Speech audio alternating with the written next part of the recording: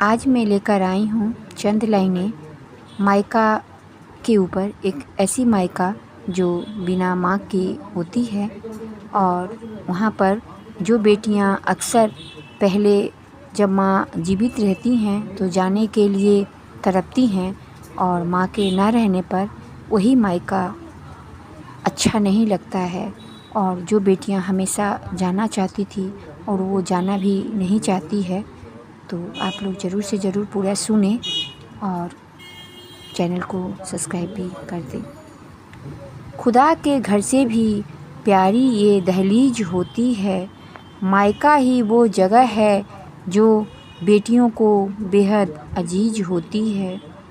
मायके जाने के नाम से लगती थी जो खिलखिलाने, ढूंढती है वो अब वहाँ ना जाने के 100 बहाने। दिल कचोटता है वहाँ माँ के बिना, काटे नहीं करता अब वहाँ एक दिन भी। ऐसा नहीं कि भाई भाभी देते नहीं मान, रखते हैं वो तो उसका पूरा पूरा ध्यान।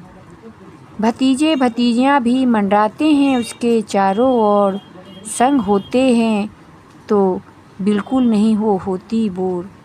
पर गेट पर इंतज़ार करती माँ नहीं देती दिखलाई, तू इतने कम दिन को क्यों आई, करती शिकायत का स्वर नहीं देता सुनाई। याद आता है उसे माँ का पिटारा, जिसे माँ बार बार खोलकर कुछ ना कुछ दिखाती, आग्रह करके उसे भर पेट पर भी खिलाना। अचार चिप्स पापड़ मंगूरी थोक के भाव उसके लिए पैक कराना। करे जो वो ले जाने में आनाकानी, तो शुरू हो जाता उनका बड़बड़ाना। पिता का बार बार बाज़ार में चक्कर लगा आना, मना करने के बावजूद उसकी पसंद की चीज़ें ले आना।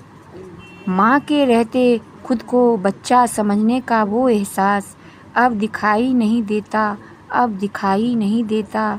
दिखाई देता है तो सिर्फ उनकी तस्वीर और मन भर आता है, और याद आता है तो उनकी सिर्फ बातें वो दिखाई नहीं देती है। सच में बिन माँ के मायका जाने का बिल्कुल मन नहीं होता है। धन्यवाद।